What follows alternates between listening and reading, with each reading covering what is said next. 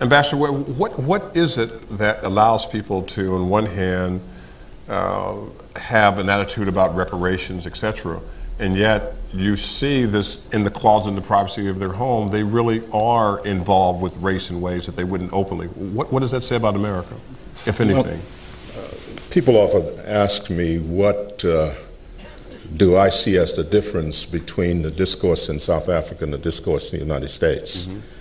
And I often say that in South Africa, race is on the table.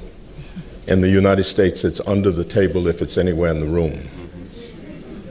And so we don't want to talk about it publicly. John Hope Franklin was appointed chair of a committee by President Clinton at the same time that Tutu was chairing the Reconciliation Commission in South Africa. And as he went around the country, he found that people did not want to talk about race. But I was once in a conversation with John Hope about reparations. And I knew that he once opposed it. And I was surprised to find out that when I said that we need to look for a different language, as I said earlier, he said to me, I like the language. There is some passion in the use of the word reparation. What would you substitute for it? And I was at a loss to figure out what to substitute for it. And so we've got to confront it head on. I mean, in reality, race may not be approached from the perspective of reparations, but the idea of restitution, repayment, has got to be a part of our discussion of reconciliation.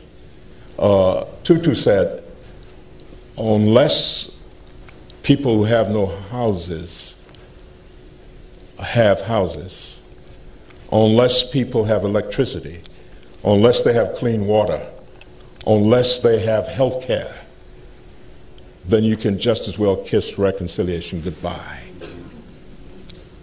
That's not what we hear about Tutu in this country. What we hear is what he has to say about the therapeutic nature of storytelling and forgiveness. But he's saying that there is not going to be reconciliation until we include restitution in that continuum.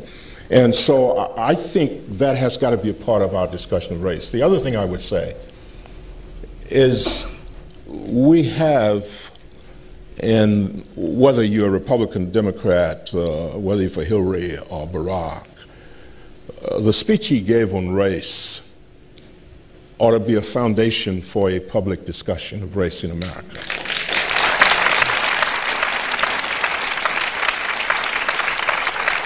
Let me ask Father Hare and Professor Liu to respond as well in terms of how do we have these conversations going forward, because I am the skeptic in the sense that we can talk about it, but we don't represent, with all due respect to this audience, all of America. And there are people who believe not just in racial fatigue, but racial amnesia. They've forgotten, right? Can we have that conversation in Appalachia? Can we have it in the rural parts of Indiana? Can we have it in parts of Pennsylvania? I'm not talking about the South, I'm just talking about in America. Can we have it? Could I offer Go ahead. one thought on that?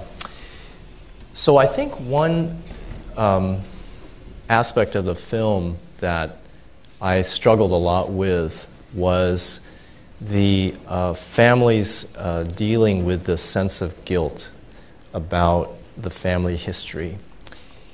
And the more I thought about it, the more I came to believe that the notion of guilt or the assignment of blame was ultimately not going to be a very useful way of moving things forward.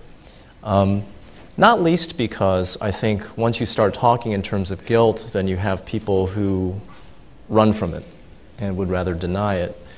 But then there's a further issue, which is that maybe there are white families who were not involved as directly or even indirectly with the slave trade, but who still benefited from it. And then there is the whole question which you put on the table about people who came to America after. And, you know, like my family. And why is it that this movie speaks to me, so deeply yet?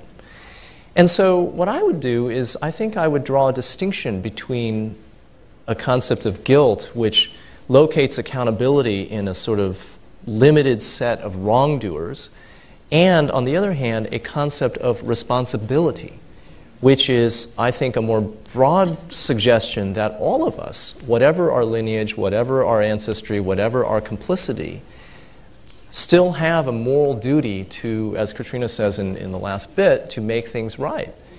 And that's a moral duty that's incumbent upon everybody who inherits this nation, regardless of whatever the history is. And I think, to add one more point on top of that, the exercise of that responsibility, and this is, I think, where Ambassador Joseph has been taking us, necessarily requires the answer to the question, what are we willing to give up to make things right? Because it's going to require us to give up something. Whether it is the seat at Harvard, the seat at Princeton, or is it going to require us to give up our segregated neighborhoods, our segregated schools? Is it going to require us to give up our money?